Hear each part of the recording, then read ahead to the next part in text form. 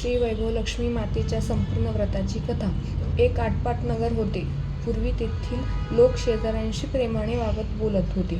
गुण्यागोविंदाने एकत्र राहत होते. पण आता काळ बदलला होता. त्यामुळे नामस्मरण, भजन कीर्तन, परोपकार, माया, ममता, सेवा या सप्त वृत्तीच्या लयाला जाऊन चोरी, दरोडी, जुगार, सट्टा, मद्यपान, व्यभिचार अशा वाईट गोष्टी वाढल्या होत्या. अर्थात सर्वच माणसे काही दुराचारी नव्हती. नगरामध्ये काही चांगली माणसेही होती. त्याच गावात कमलिनी पतीसह राहत होती. दोघीही आर्थिक सप्तवृत्त, शांत, सुखी व संतुष्ट होती. कमलिनी संसारात सुखी होती, पण काळाला ते मान्य नसावे. तिच्या भाग्यात भोगही लिहिलेले होते. तिच्या नवऱ्याला वाईट मित्रांची संगत लागली. आपणही एका रात्रीत कोट्याधीश व्हावे असे स्वप्न तो पाहू लागला. त्यासाठी नको त्या व्यवसायात पडून तो कोट्याधीशाऐवजी भिक्षाधीश झाला. रस्त्यावर भीक मागण्याची पाळी त्याच्यावर आली. अफू, चरस, गांजा यांना तो बळी पडला. दुराचारी मित्रांच्या सहवासाने तो सट्टा, रेस, जुगार खेळू लागला.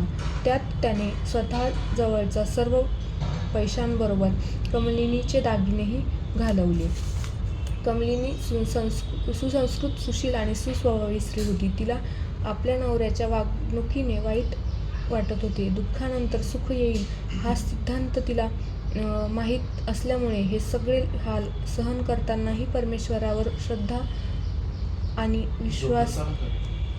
विश्वास ठेवून ती ईश्वर भक्ती करीत होती. एके दिवशी दुपारी ती घरी विचार करीत बसली होती. त्याच वेळी तिच्या दारी एक अतिथी आला. दारिद्र्य व दुःखाने ओतप्रोत भरलेल्या आपल्या घरी कोण आले असेल बरे असा प्रश्न तिच्या मनात आला. पण घरी आलेल्या अतिथीस किमान चहापाणी तरी द्यावे हा संस्कार बालपणी तिच्यावर ठसला असल्याने ती अतिथीच्या स्वागतास उठली. ती पाणी घेऊन अतिथीला देण्यासाठी दरवाजात आली. अतिथी म्हणाली. एक वयोवृद्ध होती, पण तिचा चेहरा तेजाने तळपत होता. डोळ्यातून अमृत तर चेहऱ्यावर प्रेम ओसंडून वाहत होते. माता भेटल्याचा एक अतीव आनंद कमलिनीला झाला. कमलिनीने मातेला ओळखत नव्हती, तरी देखील त्या मातेला पाहताच तिला प्रसन्न वाटले. तिने मातेचे स्वागत करून तिला घरात घेतले. घरातील एकमात्र मोडका पाट तिने मातेला बसण्यास दिला. मातेने कमलिनीला विचारले, मला ओळखलेस का? कमलिनीने संकोचली. ती म्हणाली, माते, मी तुला ओळखले नाही, परंतु तुला पाहून मला खूप आनंद झाला. मन शांत झाले आहे. गेल्या काही दिवसांपासून असलेल्या साऱ्या चिंतांतून मुक्त झाल्यासारखं वाटत आहे. तू आलीस आणि मला सारे मोठ्या आधार झाल्यासारखं वाटू लागले. माता हसली. मग म्हणाली, तू मला विसरलीस की काय? लक्ष्मी मातेच्या मंदिरात दर शुक्रवारी होणाऱ्या भजनाला आपली भेट होत असते, आठवत नाही का तुला? नवऱ्याच्या दुराचारी वर्तनामुळे कमलिनी खचली होती. बाहेरच्या लोकांना तोंड दाखवण्याची तिला लाज वाटायची. म्हणून तिने गेल्या काही दिवसांपासून मंदिरात जाणेही बंद केले होते. मातेने जरी सांगितले असले तरी तिला काही या मातेला मंदिरात पाहिल्याचे आठवत नव्हते. तिची संभ्रमित मुद्रा पाहून माताच पुढे म्हणाली, तू लक्ष्मी मातेच्या मंदिरात नेहमी सुंदर भजन म्हणतेस, पण अलीकडे तू मला दिसलीच नाहीस. म्हणून तुला शोधत मी इथे आले. मला वाटलं की तू आजारी असल्यामुळे येत नसशील. कशी आहेस तू?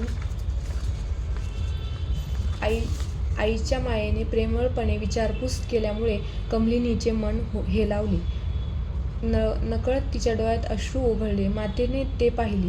तिच्या जवळ जाऊन तिच्या पाठीवर ममतेने हात फिरवीत माता तिला म्हणाली, बाळ, सुख व दुःख हा ऊन सावलीचा खेळ आहे. सुखानंतर दुःख आणि दुःखानंतर सुख हे जीवनाचं कालचक्र ठरलेले आहे. पण दुःखात बिलकुल धीर सोडू नये. तुम्ही दुःख मला सांग. मन मोकळं केल्यास दुःख हलके होईल.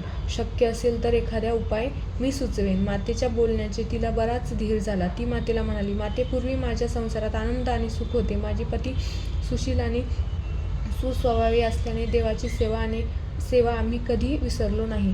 देवकृपेने आम्ही सुखी, समाधानी व श्रीमंत होतो. परंतु अचानक आमचे नशीब फिरले. आमच्यावर देवाचा कोप झाला.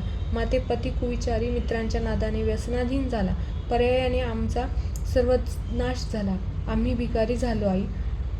माता म्हणाली, अगं होय, समजलं मला तुझं दुःख. तुला मी अगोदरच सांगितलं ना, सुख व दुःख एकमेकांवर अवलंबून असतात. प्रत्येकाच्या कर्माची गती वेगवेगळी असते. तू धीर सोडू नकोस. लक्ष्मी मातेचे व्रत कर.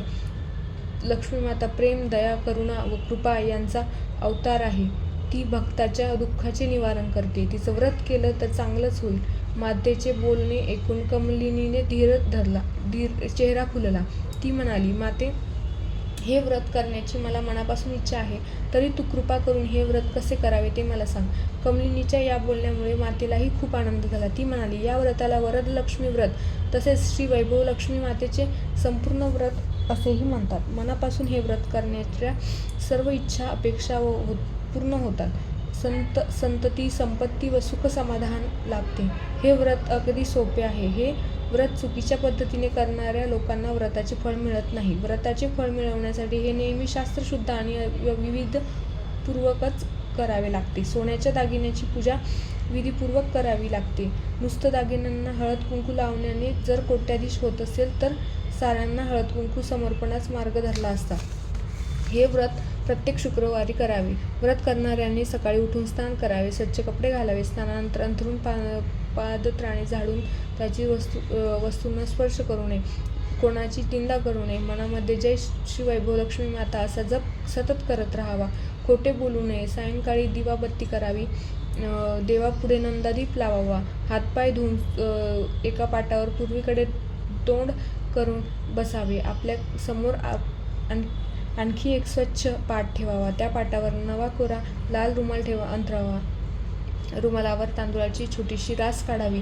त्या राशीवर तांब्याच्या गडवा पाण्याने भरून ठेवावा. गडव्यावर एक वाटीमध्ये थोडे तांदूळ घालून सोन्याचा एखादा दागिना ठेवावा.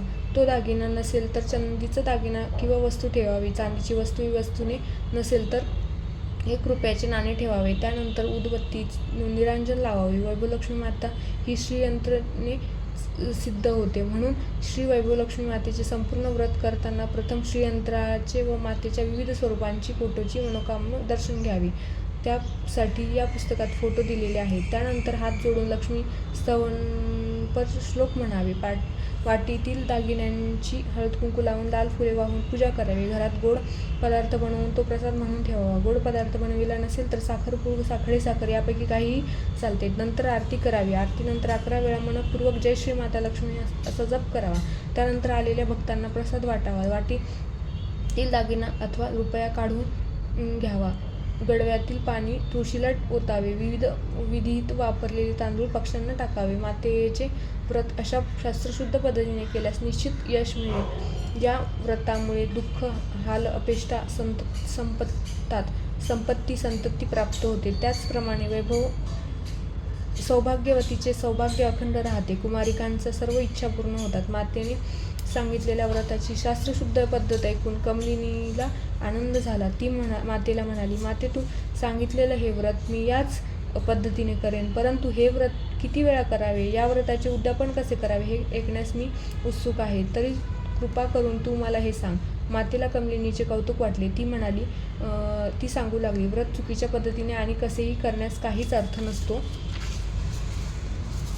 हे व्रत 11 किंवा 21 शुक्रवार ओळीने करावे. व्रताच्या शेवटच्या शुक्रवारी उद्यापन देखील शास्त्रोक्त पद्धतीने करावे. प्रत्येक शुक्रवारी आणि जशी पूजा करतो तशीच पूजा शेवटच्या शुक्रवारी पण करून नारळ ओवाळावा.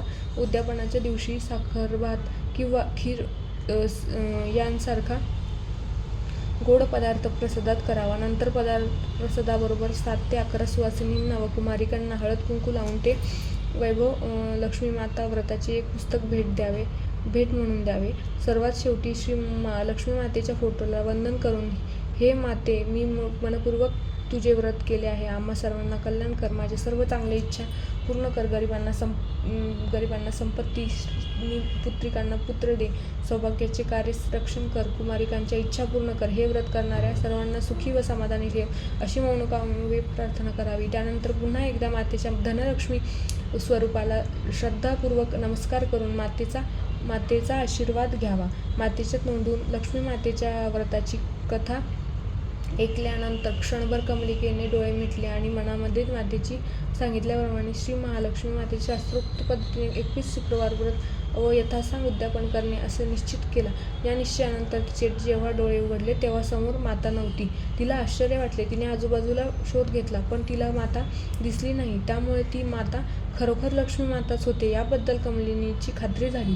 कमलिनी स्वतः लक्ष्मी मातेचे भक्त असल्यामुळे अडचणीच्या प्रत्येक प्रसंगी तिला मार्ग दाखवायला माता सक्षम आली होती. 2 दिवसांनंतर शुक्रवार आला. कमलिनीने सकाळी लवकर उठली, अंघोळ केली. मग तिथे श्रद्धायुक्त अंतकरणाने जय श्री माता लक्ष्मी असा जप सुरू केला. तिने दिवसभर कोणाविषयी अपशब्द उच्चारले नाही. सूर्यास्त समयी दिवे लावून झाल्यावर तिने पुन्हा एकदा हातपाय तोंड धुतले. त्यानंतर ती पूर्वेकडे तोंड करून बसली. घरात कोणताही दागिना शिल्लक नसल्यामुळे ती 1 रुपयाचे नाणे धुवून तिने वाटीत ठेवले. समोर एक पाट ठेवला, त्यावर रुमाल पांघरला. रुमालात तांदळाची छोटी रास केली, त्यावर पाण्याचा गडवा ठेवला. गडव्यावर तांदूळ व 1 रुपयाचे नाणे घातलेली वाटी ठेवली. मातेने सांगितल्याप्रमाणे श्री महालक्ष्मी माता व्रत केले. घरातील गुळाचा खडा प्रसादा म्हणून ठेवला. नवरा घरी आल्यानंतर तिने हा प्रसाद त्याला दिला. ताबडतोब त्याच्या स्वभावात फरक पडला. त्या दिवसापासून लगेचच त्याने कमलिनीला मारहाण करण्याचे थांबवले. तो पूर्ववत तिच्याशी प्रेमाने बोलू लागला. त्यामुळे तिला आनंद झाला. श्रद्धेबरोबरच शुद्ध भक्तिभावाने कमलिनीने लक्ष्मी मातेचे हे व्रत 21 शुक्रवार पर्यंत केले. शेवटच्या 21व्या शुक्रवारी मातेने सांगितल्याप्रमाणे उद्यापन केले. त्या प्रसंगी प्रसादाबरोबर 7 सुवासिनींना तिने लक्ष्मी मातेच्या संपूर्ण व्रताचे एक पुस्तक भेट दिले. त्यानंतर धनलक्ष्मी स्वरूपातील मातेच्या फोटोचा वंदन केले आणि मनोभावे म्हटली, हे धनलक्ष्मी माते, मी तुझे व्रत भक्तिभावाने पूर्ण केले आहे. आता तू माझ्या सर्वांचे कल्याण कर, आम्हा सर्वांचे कल्याण कर. माझ्या सर्व चांगल्या इच्छा पूर्ण कर. गरिबांना संपत्ती आणि निपुत्रिकांना संतती दे. वतींचे सौभाग्य अखंड ठेव. कुमारिकांच्या इच्छा पूर्ण कर. तुझे व्रत करणाऱ्या सर्वांना सुखी ठेव. आम्हा सर्वांना सत्वशील बनव, अशी तिने मनपूर्वक प्रार्थना केली. या प्रार्थनेनंतर तिने परत एकदा धनलक्ष्मी मातेला वंदन करून तिचा फोटो आपल्या डोळ्यांना लावला. अशा शास्त्रशुद्ध पद्धतीने कमलिनीने व्रत केल्यामुळे तिला ताबडतोब त्याचे फळ मिळाले. तिच्या नवऱ्याला वर्तनात बदल झाला. कुविचारी मित्रांच्या संगत त्याने सोडली. त्याच्या राहण्यात, वागण्यात, बोलण्यात फरक पडला. तो सुधारला. पुन्हा पहिल्यासारखा भरपूर कामधंदा करू लागला. त्याला अपेक्षेपेक्षाही अधिक पैसा मिळू लागला. तो कमलिनीचे गहाण ठेवलेले दागिने सोडवू शकला. या व्रतामुळे त्यांच्या घरात पूर्वीसारखेच सुख, समाधान, शांती निर्माण झाली. कमलिनीचे दारिद्र्य गेले. तिला नवरा सुधारला. शांती निर्माण झाली. गेलेले वैभव ती परत मिळवू शकली. हे तिच्या शेजारी पाजारी राहणाऱ्या स्त्रिया पाहत होत्या.